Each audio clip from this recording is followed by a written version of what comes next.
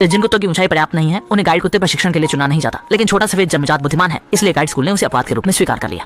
लेकिन चूंकि वह बहुत छोटा था, इसलिए पीछे के शिपेश से हाथ उठाते रहे और शिक्षक ने बिल्कुल भी ध्यान नहीं दिया कि खाना खाते समय सामने के कुत्ते स्विच दबा सकते थे। परंतु छोटा सफेद कुत्ता इतना ऊंचा नहीं था, वो मुश्किल से खुलने वाला बटन दबा सकता था, लेकिन बंद करने वाला बटन नहीं दबा पाता था, जिसके कारण वह खाना बर्बाद करता और उसे डांट पड़ती थी। बाधा परीक्षा के दौरान उसकी धीमी प्रतिक्रिया के कारण शिक्षक कई बार जमीन पर गिर गए और शिक्षक उससे बहुत निराश हो गए।